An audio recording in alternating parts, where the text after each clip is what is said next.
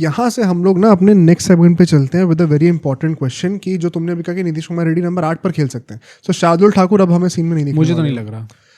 But once again अब going overseas हमारी strategy क्या होनी चाहिए, क्योंकि और अभी हम यहाँ पे घर पे भी जो हमारी पिच किस तरीके की होनी चाहिए उसकी बात कर लेते हैं.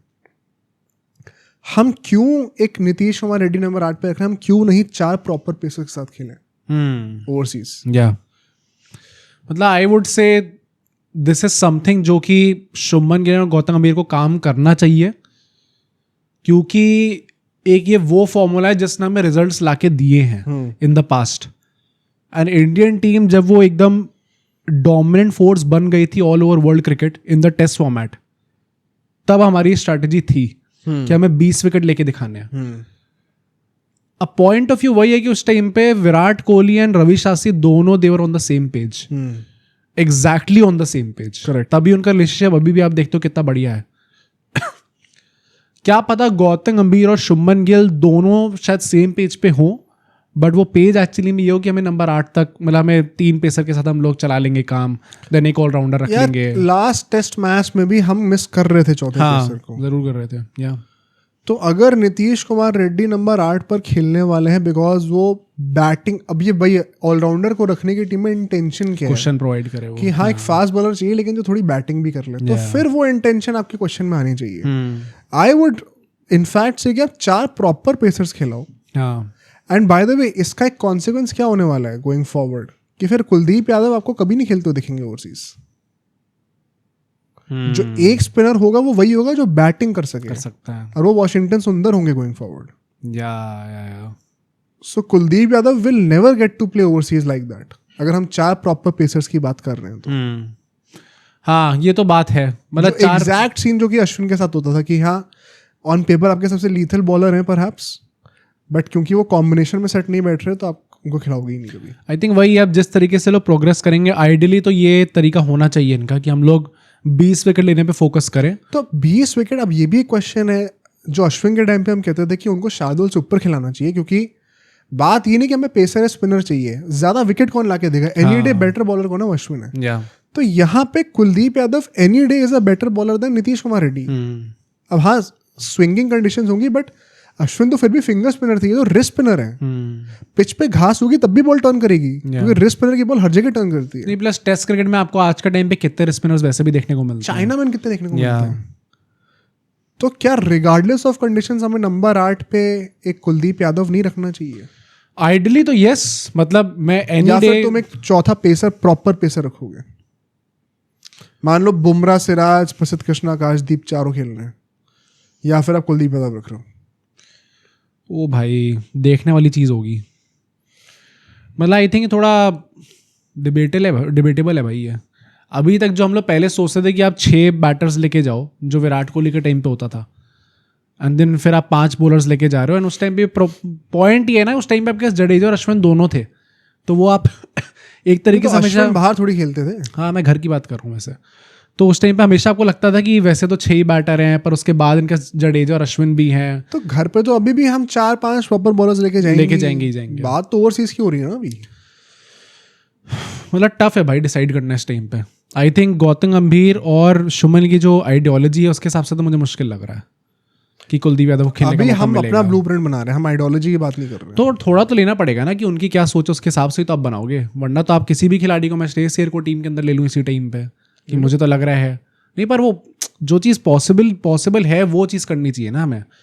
तो मुझे तो जो आइडियोलॉजी है इस टाइम पे गौतम गंभीर और शुभमन की, वो तो थोड़ा टफ लग रहा है. हैविंग सेड दैट, अगर मुझे मौका मिलेगा तो मैं तो हमेशा उसी आइडियोलॉजी के साथ जाऊंगा कि आपको 4 प्रॉपर बॉलर्स चाहिए, ऑलराउंडर्स छोड़ो. स्पेशली जब आपके बैटर्स अब इतना अच्छा परफॉर्म कर रहे हैं, उनको कॉन्फिडेंस मिलेगा. भाई मतलब आप एक जडेजा को ऑलराउंडर कंसिडर करते हो, वॉशिंगटन को ऑलराउंडर कंसिडर करते हो, और ये लोग एक प्रॉपर बैटर की तरह भी खेल के दिखा रहे हैं. मैं एक बात बताता हूँ, बीच में एक टाइम आ गया था जब इंडिया के ओवरसीज 300 रन नहीं बन पा रहे थे.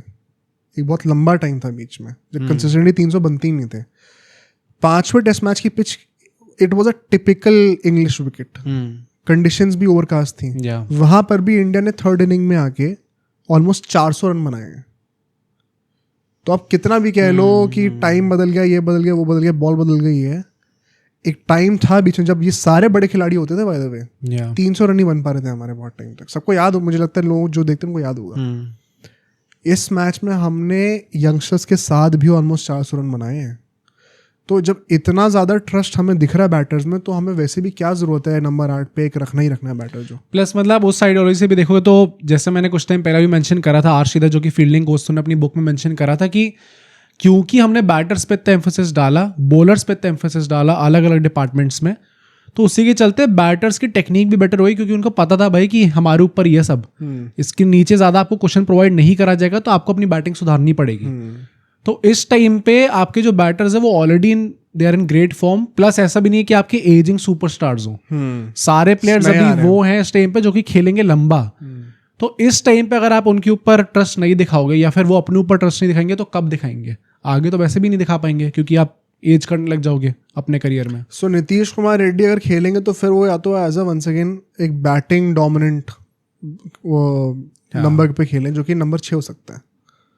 But then once again why would I want to have Nitish Kumar Reddy over a proper batter at number 6? Number 6 पे तो फिर बैटिंग पे डिस्कशन करोगे अनलेस वो बहुत ही अच्छी बैटिंग करने लग जाए तो नीतीश कुमार रेड्डी क्या उस लेवल की बैटिंग हमें देने वाले हैं? ये सब अभी ना जज करने में टाइम लगेगा बहुत ज़्यादा, क्योंकि ये हार्दिक पांड्या के टाइम से ना, उससे पहले कपिल देव जब थे, तो ये एक बहुत बड़ा इंडिया का एक ऑब्सेशन रहा है कि काश टेस्ट मैचेस में एक फास्ट बॉलिंग ऑलराउंडर मिल जाए। बिल्कुल वैलिड है, मैं मना नहीं कर रहा हूँ, बट विद चेंजिंग टाइम्स क्या हमें उस चीज़ की ज़रूरत भी है? Just because you want to have a fast bowling allrounder, क्या हम एक प्रॉपर बैटर को सैक्रिफाइस कर दें कहीं ना कहीं, जो कि शायद ज़रूरत ना पड़े हमें?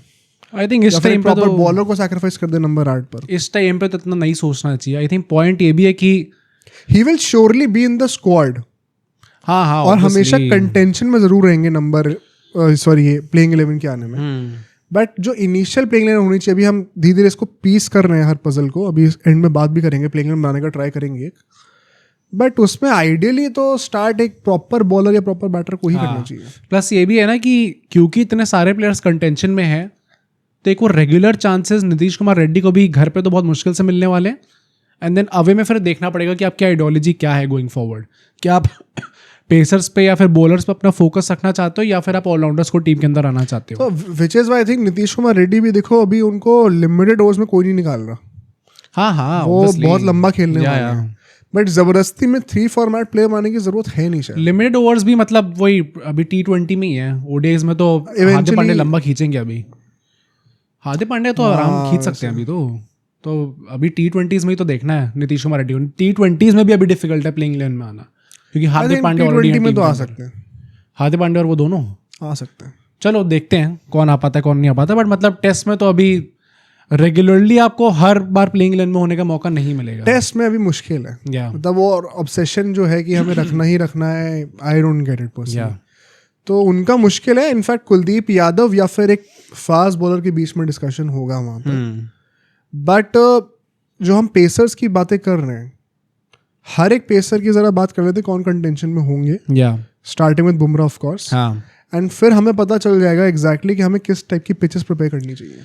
तो बुमराह का भी it is very difficult to understand कि उनकी क्या सिचुएशन है अभी, क्योंकि हाल ही में एक रिपोर्ट निकल के आई है BCCI की तरफ से, एंड उसमें ऐसा बोला गया है कि BCCI में इंटरनल टॉक्स अभी हुई हैं, डिस्कशंस हुए हैं, एंड मैसेजेस जो हैं इस पूरे डिस्कशन से वो सारे ऑल फॉर्मेट प्लेयर स्पेसिफिकली जो हैं उनको भेज दिया जाएगा। अच्छा, अब ऑल फॉर्मेट प्लेयर में ऑब्वियसली बुमराह आते ही आते हैं। अब इसमें ऐसा बोला जा रहा है कि ये जो पूरा कल्चर है कि I will pick and choose this game and ये वाला खेलूंगा ये नहीं खेलूंगा, गोइंग फॉरवर्ड BCCI इस चीज़ को ज़्यादा एंटरटेन नहीं करेगी। ठीक है, इसका मतलब ये नहीं है कि वर्कलोड मैनेजमेंट जैसी कोई चीज़ नहीं होगी या फिर वर्कलोड देखा नहीं जाएगा प्लेयर्स का।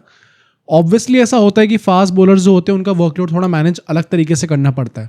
दैट इज वाई गंभीर ने पहली बात तो जो हार्दिक पांड्या को कप्तानी से हटाया था, तो उन्होंने ये रीजन दिया था कि he won't play every game, and that is आपको वर्कलोड मैनेज करना पड़ेगा, एंड कैप्टन का होना जरूरी है एक जो सारे मैचेस खेले। करेक्ट। बुमराह को लेके भी उन्होंने कहा था उस टाइम पे कि फास्ट बॉलर्स जो हैं वो सारे गेम नहीं खेल सकते।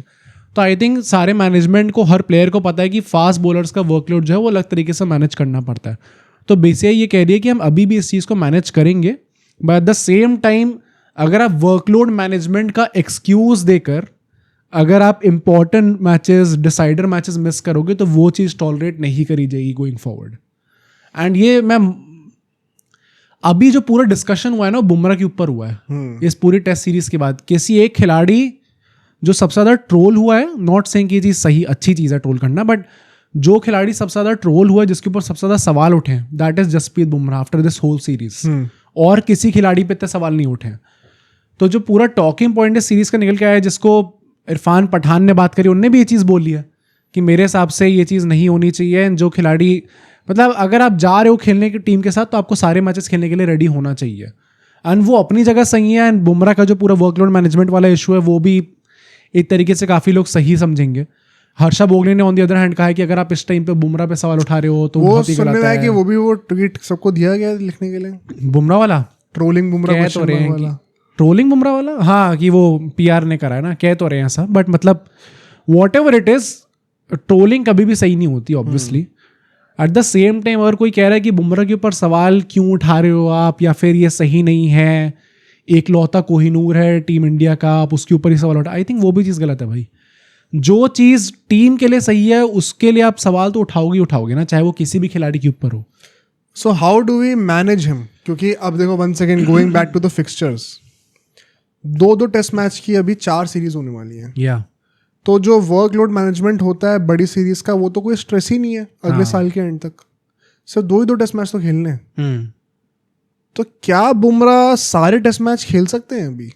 अगले 8 टेस्ट मैच लगातार खेल सकते हैं? क्योंकि अब बात यह है कि 2 ही टेस्ट मैच है, लेकिन बीच में गैप कम है. हाँ. तो क्या अब उसमें भी आपको ये करना पड़ेगा कि आप एक ही टेस्ट मैच खेल सकते हो, अगला टेस्ट मैच नहीं खेल सकते बिकॉज गैप बहुत छोटा है? I think it all depends now कि इनका वाइड बॉल कैसे मैनेज करा जाएगा. तो वाइड बॉल तो बहुत इजीली मैनेजेबल है मुझे लगता है, क्योंकि एक ही दिन का खेला है.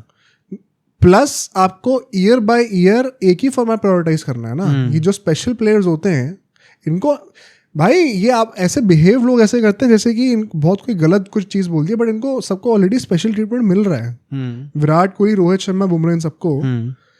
बुमराह ने 2023 वर्ल्ड कप के बाद से एक भी ओडीआई नहीं खेला. फाइनल 19 नवंबर वाला ही था ओडीआई. एक भी ओडीआई नहीं खेला है. 24 का जो T20 वर्ल्ड कप था, उस फाइनल के बाद से एक भी T20 नहीं खेला है.